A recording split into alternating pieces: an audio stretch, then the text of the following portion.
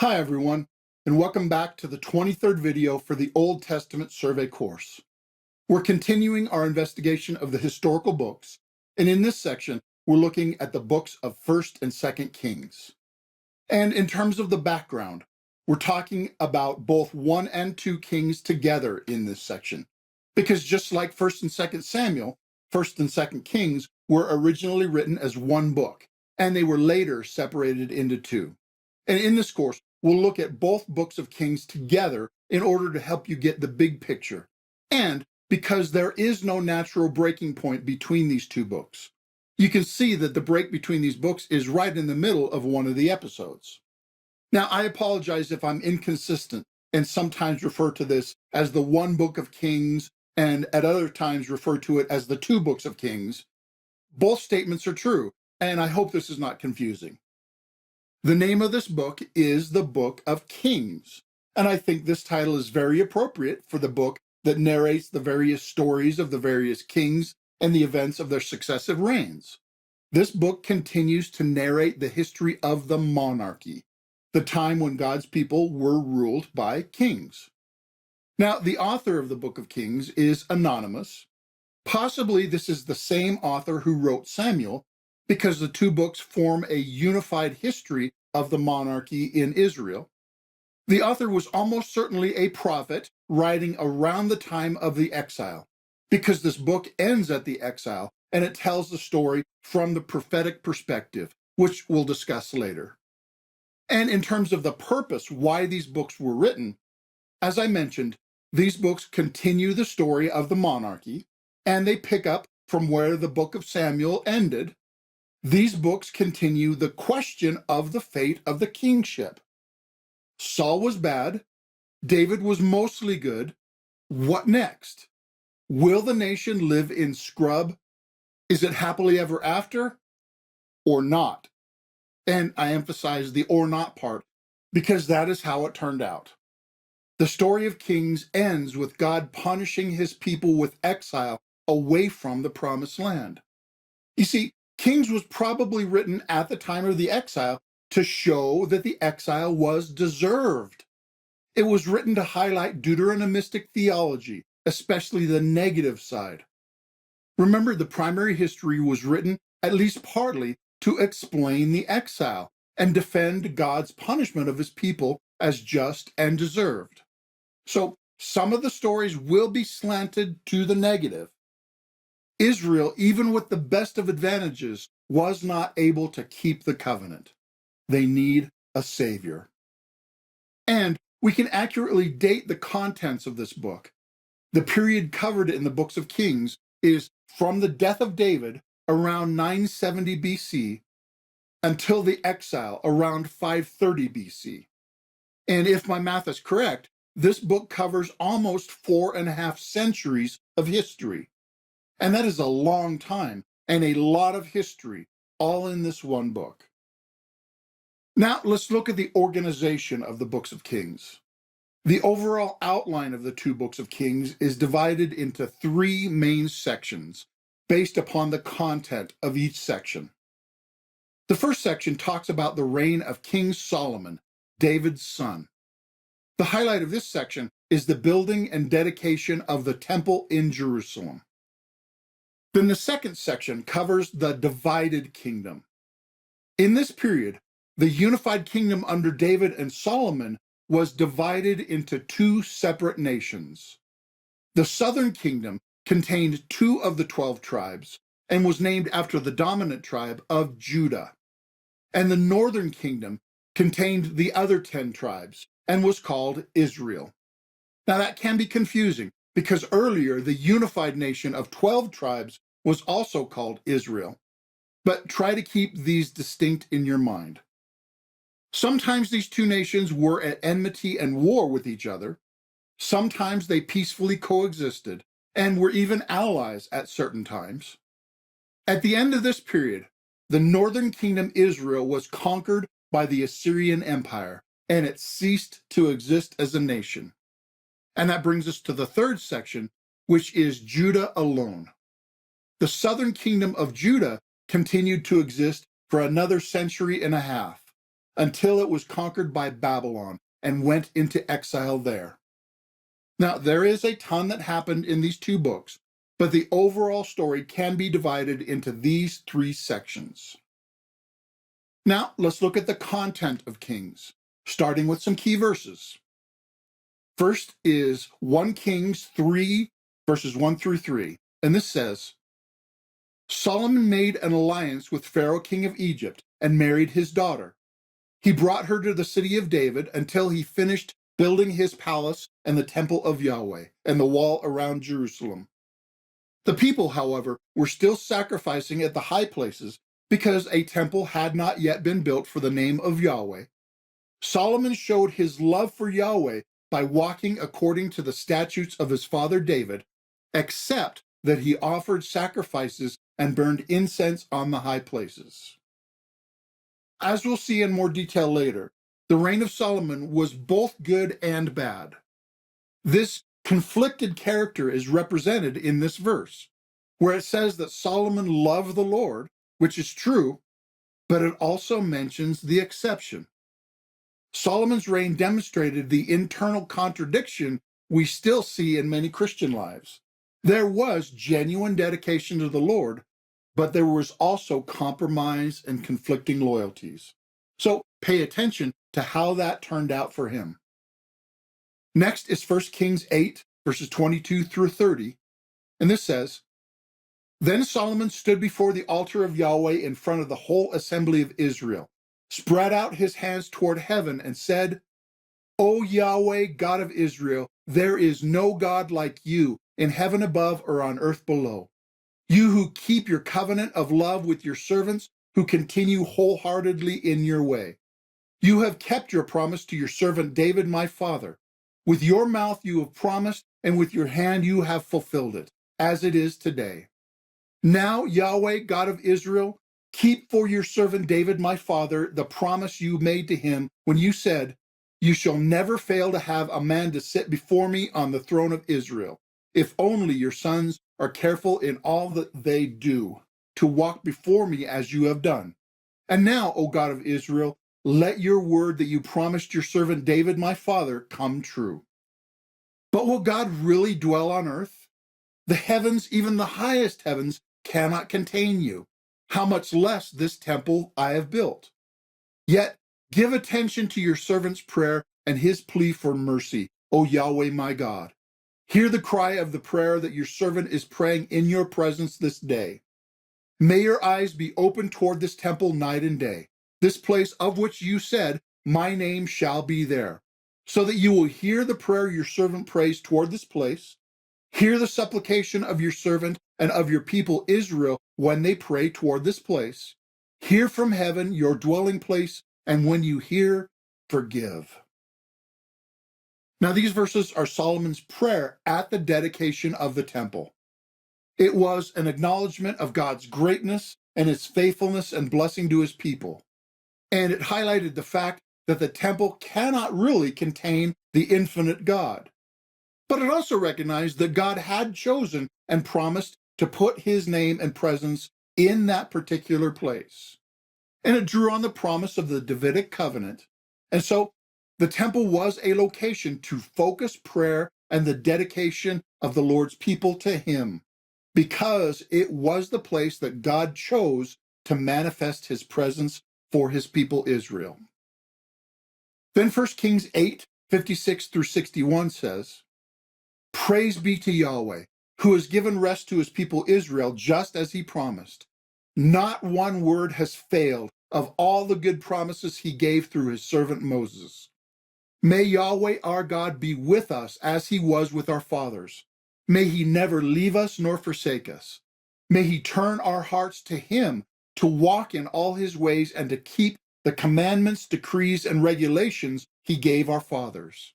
And may these words of mine, which I've prayed before Yahweh, be near to Yahweh our God day and night, that he may uphold the cause of his servant and the cause of his people Israel according to each day's need, so that all the peoples of the earth may know that Yahweh is God and that there is no other.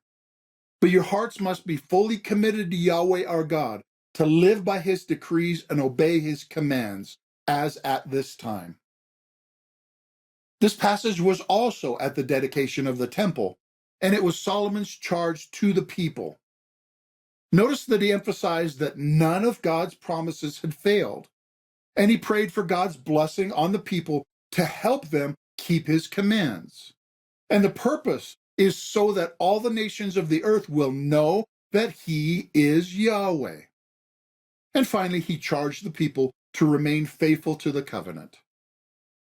Next is 1 Kings 9, verses 4 through 7, in which God was speaking to Solomon. And he said, "As for you, if you walk before me in integrity of heart and uprightness, as David your father did, and do all I command and observe my decrees and laws, I will establish your royal throne over Israel forever, as I promised David your father when I said, 'You shall never fail to have a man on the throne of Israel.' But if you or your sons turn away from me and do not observe the commands and decrees I have given you, and go off to serve other gods and worship them, then I will cut off Israel from the land I have given them, and will reject this temple I have consecrated for my name. Israel will then become a byword and an object of ridicule among all peoples." This passage was immediately after the dedication of the temple. It is both a promise and a warning. It is classic Deuteronomistic theology. If Solomon and the nation are faithful, it will go well, and Solomon will experience all the blessings of the Davidic covenant for himself. But if they are unfaithful, the nation will be destroyed. Then 1 Kings 18:21 says, Elijah went before the people and said, "How long will you waver between two opinions? If Yahweh is God, follow him. But if Baal is God, follow him." But the people said nothing. In this famous passage, Elijah was setting up a contest between God and the false gods on Mount Carmel. He challenged the people to get off the fence, either wholeheartedly follow God or choose other gods. This is like the challenge that Joshua gave the Israelites to choose this day whom you will serve. You see, God does not want divided loyalties and half-hearted service, and God will not share affections with false gods. Remember, the first commandment is, "You shall have no other gods beside me." And remember the fact that God is a jealous God, and rightfully so, because he is the only true God. All the other supposed gods are just false man-made idols. And so when the people were falling into idolatry in Elijah's time, God confronted them and challenged them to clearly make the choice and live with the consequences of that choice. And the same could be said about many occasions described in the books of Kings. And then later, 2 Kings 17:18 through 20 says, "So Yahweh was very angry with Israel and removed them from his presence. Only the tribe of Judah was left, and even Judah did not keep the commands of Yahweh their God. They followed the practices Israel had introduced. Therefore, Yahweh rejected all the people of Israel. He afflicted them and gave them into the hands of plunderers until he thrust them from his presence." This passage summarized the destruction of the northern kingdom and gives the theological reason why it happened. The people were idolaters and had broken covenant with Yahweh, and therefore he kicked them out of his land, out of his presence, just like he had warned that would happen if they did what they did. None of God's promises failed in this respect either. And then over a century later, in the story is 2 Kings 23:26 through 27, which says, "Nevertheless, Yahweh did not turn away from the heat of his fierce anger, which burned against Judah because of all that Manasseh had done to provoke him to anger. So Yahweh said, I will remove Judah also from my presence as I removed Israel, and I will reject Jerusalem, the city I chose, and this temple about which I said, there shall my name be." This passage gives a similar summary of the destruction of the southern kingdom. And special mention is made of King Manasseh, whose rule was so evil that God had sworn to reject his people and his place. And God highlighted that he was rejecting Jerusalem, the place where he had put his name and presence. He was removing his name and presence from that place and was removing Judah from his presence because of their sin. And then finally is 2 Kings 24, 1 through 4. During Jehoiakim's reign, Nebuchadnezzar, king of Babylon, invaded the land, and Jehoiakim became his vassal for 3 years. But then he changed his mind and rebelled against Nebuchadnezzar. The Lord sent Babylonian, Aramean, Moabite, and Ammonite raiders against him. He sent them to destroy Judah in accordance with the word of the Lord proclaimed by his servants the prophets. Surely these things happened to Judah according to the Lord's command, in order to remove them from his presence because of the sins of Manasseh and all he had done, including the shedding of innocent blood. For he had filled Jerusalem with innocent blood, and the Lord was not willing to forgive. This passage tells of the capture and destruction of Judah and Jerusalem, for the same reasons as given in the previous key verses. God had warned them many times that they would be destroyed if they were unfaithful in idolatry, and that is exactly what happened. So at the end of the books of Kings, both the northern kingdom Israel and the southern kingdom Judah were destroyed because of unfaithfulness to God and breaking the covenant. The northern kingdom completely disappeared, and the southern kingdom was taken into exile into Babylon. These key verses give us some highlights of the many events covered in the 2 books of Kings. Now, let's look in more detail at each of the sections of Kings, starting with the reign of Solomon. The highlight of Solomon's reign was the building of the temple. The temple in Jerusalem served the same function as the tabernacle, the presence of God among his people. In fact, the temple basically was the tabernacle, just now made permanent. The floor plan is exactly like the tabernacle, except bigger, and instead of movable materials, it was made of permanent precious stones.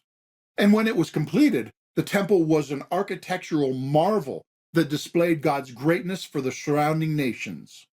And the manifest presence of God in a cloud filled the temple as a demonstration of his presence there, just like had happened when the tabernacle was first built.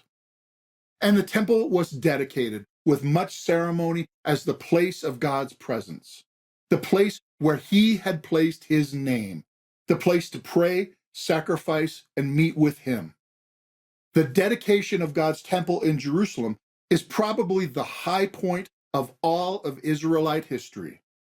This is the most blessed, the most prosperous, the most faithful, the most peaceful time in all of the history of the Old Testament since the Garden of Eden. God had done so many things to bless his people. He gave them great promises through Abraham, their forefather, and he had fulfilled all those promises. He rescued them from Egypt and brought them into the land. He gave them peace and prosperity. He gave them his righteous instructions and various leaders to lead them. And he had put his very presence among them in the glorious place he had chosen and caused to be built. So before we move on with the story, let's pause to appreciate how blessed they were and how good God had been to them. But unfortunately, the story does not stay at that high point. Remember that Solomon was warned at the end of the temple dedication. He and Israel could go either way, good or bad. That means that we should look at King Solomon as a leader and how he influenced Israel. So, what do you typically think about Solomon and his leadership? Was he a good guy or a bad guy? Was he a good king or a bad king? Well, we've already seen the contradictory character of Solomon's reign. In one sense, he led them to the height of the blessing and prosperity of the kingdom of Israel. Remember this diagram? The earthly kingdom reached the height of its prosperity and power at the time of Solomon. The earthly kingdom reached the height of its territorial expansion at the time of Solomon. It is said that they looked down on silver because gold was so plentiful in the prosperity of Solomon's time. And Solomon was the epitome of wisdom. People came from far countries to hear the wisdom of Solomon, which was given by God. And it is said that Solomon loved and worshiped the Lord. And yet, in another sense, it was the beginning of the downfall of the kingdom of Israel. By the end of his reign, Solomon led the nation into idolatry. He set up temples for other gods to please his many foreign wives. Like Saul, Solomon started so well but ended badly. And for the rest of the primary history, the nation was on a slow descent away from God and the blessings that God gives. Now, it was more like a roller coaster with many ups and downs throughout that history. But the overall trajectory of the rest of Kings is definitely downward. Now, I want to be clear that I'm not saying that all of this was Solomon's fault. Every king after him and every person in Israel was responsible for their own faithfulness or lack thereof. However, Solomon was the one in charge when the direction of God's people changed toward the negative. And that leads us to ask, how did that happen? Well, when we pay attention to the narrative technique that the author of Kings used to tell Solomon's story, we learn some important truths. First, notice the way that the author described the power and prosperity of Solomon. In chapters 10 and 11, he highlights how Solomon had amassed huge amounts of gold, how he traded in horses, and how he married multiple wives to secure alliances with the surrounding nations. And by the way this is told, it seems like the author was highlighting how blessed and prosperous Solomon was. And I admit that for the longest time, that is how I read this account. But then I remembered this passage while I was reading in Deuteronomy chapter 17, where God warned through Moses that the future king was not to amass horses, wives, or gold, nor put his trust in these things, because they would become his downfall. The writer of Kings knew the Torah and pointed out that Solomon did those very things that Deuteronomy had warned against, so that a reader who is familiar with God's word would notice what this was actually saying about Solomon. Solomon did those very things that God said Israel's kings should not do. And second, I want to point out a large-scale sandwich structure. And I do want to give credit for this to Bruce Waltke. The way that the author organized the first 11 chapters of Kings highlights the reason for Solomon's failure. It started with a prophet intervening to make Solomon king, and it ended with a prophet promising Jeroboam would rule over part of the divided kingdom. Next, Solomon got rid of rivals to his rule, and next to last, God raised up rivals to Solomon, including Jeroboam. Next, Solomon was faithful and received wisdom. And next from last, Solomon engaged in blatant idolatry. Next, Solomon used his wisdom to judge justly. And next from last, Solomon used Israel for forced labor, enriching and glorifying himself. Next, Solomon prepared to build the temple. And next from last, Solomon dedicated the temple, but he was warned by God of the punishment if he was unfaithful. Next, Solomon built the temple, and next from last, Solomon furnished the temple. Now, I hope you see that this structure of the narrative is intentional and is pointing to something important. And right in the middle is the story of Solomon building rival buildings to the temple. Solomon built his own palace and a palace for his foreign wife. The temple took 7 years to build, and these rival buildings took 13 years. In other words, the author subtly points out that in addition to working on the temple for God's glory, Solomon also had other loyalties which seemed to rival or even be above God. Solomon cared about these other things as much or more as he cared about honoring the Lord. And so the foundation of Solomon's reign was already showing cracks long before the house fell down. And as I mentioned, by the end of his reign, Solomon had given in to idolatry and was serving foreign gods, in addition to serving the Lord. But it started with divided loyalties and having rival allegiances, which ultimately led to serving rival gods. And the Lord had clearly promised punishment for this kind of idolatry. And that leads into the next section of the divided kingdom. I already mentioned that the one nation was divided into two nations, Judah in the south and Israel in the north. And this happened right after the death of Solomon, though it was put in motion during his lifetime. And we need to ask the question, why was the kingdom divided? Well, on the one hand, it was God's purpose, promised as punishment for Solomon's idolatry. God took away 10 tribes from Solomon's son, and yet left him 2 tribes because of his promise that David would always have a descendant on the throne. On the other hand, the nation was divided because of the pride and stupidity of Rehoboam, Solomon's son. He refused to listen to the wise older advisors and only listened to his peers, who did not yet have the wisdom of experience. And the third factor, which was also a result of the first 2 things, was a rebellion led by a man named Jeroboam. 10 tribes rebelled against Solomon's son, led by Jeroboam, and they formed a separate nation. Jeroboam was instructed at this time by God to do this, and he was also clearly commanded to be faithful to God's Torah. And God offered him a dynasty similar to the Davidic covenant if Jeroboam were to be faithful. But Jeroboam was unfaithful and idolatrous, and he did this for political reasons and because he did not trust in God's word of promise to him. Therefore, Jeroboam set up an alternate religion using golden calf idols, which should sound familiar. He placed those idols at 2 strategic places in the northern kingdom in order to be an alternative to the temple in Jerusalem. And so Jeroboam led the northern kingdom into blatant idolatry from the start. And then throughout the rest of these books, we see the stories of the rest of the kings of Judah and Israel, told in overlapping chronological order.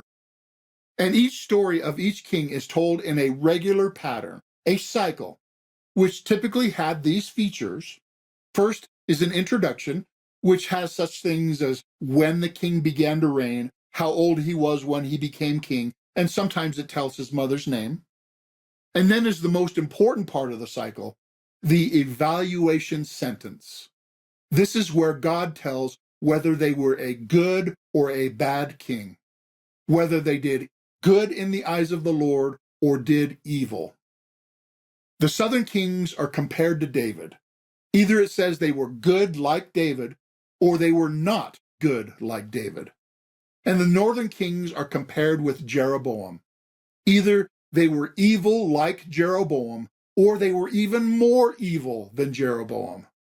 There were no good kings in the northern kingdom, according to God's valuation. And then the cycle tells the events of their reign, and near the end, it often gives a reference to other documents which no longer exist, where the people of that day could find more information about their reign. And then finally, there's an account of their death, burial, and their successor. Now, this pattern is told in the normal way for each story of each king. So make sure to notice whenever the author deviates from that pattern. And one example is the story of King Ahab. His narrative is huge because it is interrupted by the stories of Elijah and Elisha in the middle of his reign, which shows that he was so bad that God had to send these prophets to deal with him. Now, in this survey, we just don't have the time to go through each king. I will just list them and notice if they were a good king or a bad king. And I'll remind you that this is a long history with ups and downs, good kings and bad kings, good times and bad times. First, I'll list the kings of the northern kingdom Israel. Here are all these kings listed in order and with an indication whether they were good or bad. And I've also color-coded these names by dynasty. In other words, the kings whose names are the same color are all father to son passing down the kingship.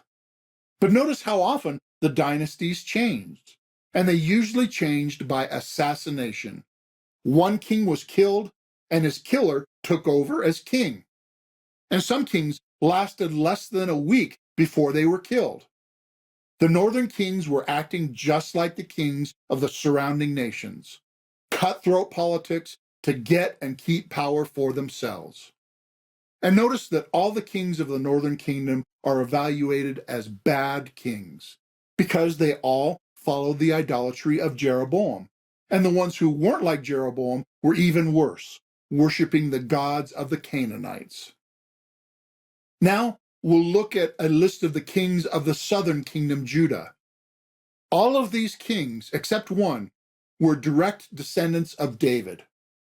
Notice also that 8 were good kings and 11 were bad. And I've notated 2 who were exceptionally bad. One is the wicked queen Athaliah. She was not descended from David, but she unlawfully took over the kingdom for a time, and she almost wiped out the descendants of David. But of course, she was not successful, and she soon received her just punishment. The second horrible ruler is Manasseh. The book of Kings states that he was so bad in his wickedness, idolatry, and cruelty that God determined to judge and destroy the southern kingdom. The writer of Kings singled him out as the very worst king. Each king's reign was described in this book, but again, we just don't have time to look at them all individually. And I also need to take a bit of a digression to look at 2 items of international politics at that time, which have a direct bearing on this story. The first is the Assyrian Empire that started in Mesopotamia. This empire had its capital first at Ashur and later at the city of Nineveh. This empire reached its height in the 7th century BC, and they were absolutely brutal and wicked in their conquest. And this empire conquered the northern kingdom in 722 through 721 BC. And the second is the Babylonian Empire. It had its capital in Babylon in Mesopotamia. It rebelled against and conquered the Assyrian Empire, and it reached its height in the 6th century BC. And the Babylonian Empire conquered the southern kingdom in 586 BC. Now, speaking of conquest, let's look at the punishment and destruction of the 2 kingdoms. Both kingdoms were eventually conquered as a direct result of their infidelity to God. Remember that the books of Kings were written to describe the reason for the exile. So the reasons are highlighted throughout this book in its record of the many idolatries of Israel and Judah. And it directly explains the reasons for the captivity by referencing the verses in the Torah where God threatened to kick them out of the land that he had given them if they break the covenant. And it compares the requirements of the covenant with the actual behavior of the people during this time in order to clearly show that they had broken the covenant in many ways. Let me give you just one example. In 2 Kings chapter 17, it gives the theological reason why the northern kingdom was conquered. Chapter 17, verse 7 says, "All this took place because the Israelites had sinned against the Lord their God, who had brought them up out of Egypt from under the power of Pharaoh, king of Egypt. They worshipped other gods." Please notice that this is almost a direct quote of the first commandment from Exodus 20, verses 2 through 3, which says, "I am the Lord your God, who brought you out of Egypt, out of the land of slavery. You shall have no other gods before me."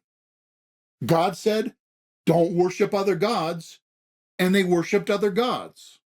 And the rest of 2 Kings chapter 17 continues in a similar manner, going down the list of how God commanded Israel to live, and then showing how Israel had broken every one of these commandments. Not only that, but God had sent prophets to call them back to faithfulness, but they ignored and or persecuted God's prophets. And that does bring us to the last item that I want to highlight from the content of the book of Kings, and this is the prophets. There are a number of prophets whose ministry is described in these books. However, I want to mention just two, Elijah and Elisha, whose ministry set the standard for the other prophets. Now, please don't confuse these two because their names are so similar. I will try to enunciate to distinguish them. First is Elijah. Elijah stood against the idolatry of King Ahab and his wicked wife Jezebel, and he arranged the contest at Mount Carmel. He challenged the people that they cannot serve the gods of Ahab and Yahweh at the same time.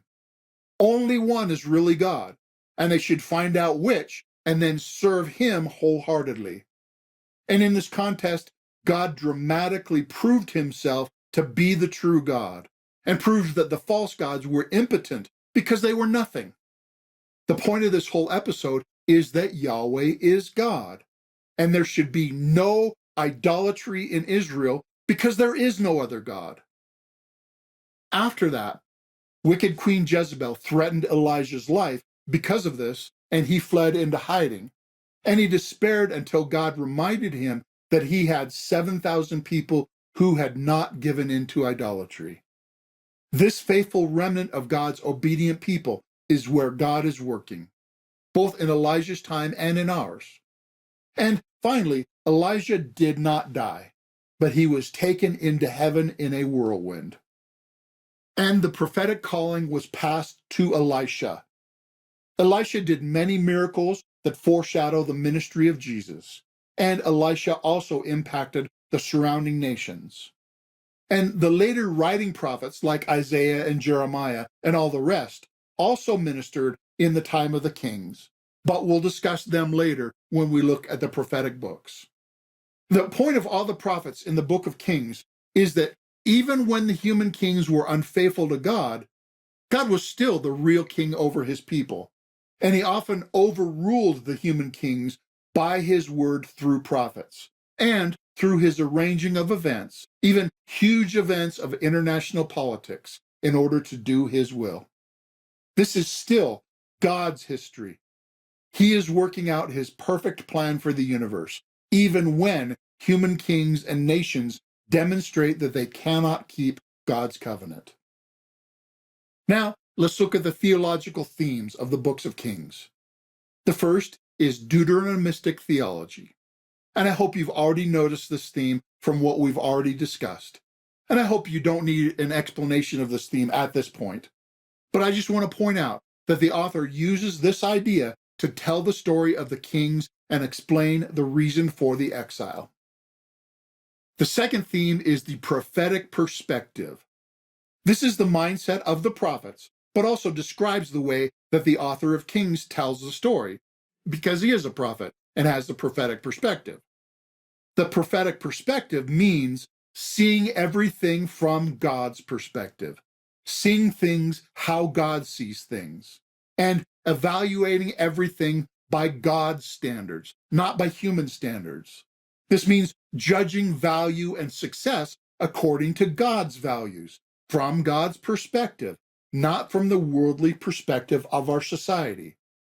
And in the book of Kings, this is primarily concerned with covenant faithfulness and loyalty to God. And this is often displayed by faithfulness to the temple and faithfulness to the Israelite religion and the Torah. And that means no idolatry. And David and Jeroboam are used as measuring standards for the good and the bad, respectively.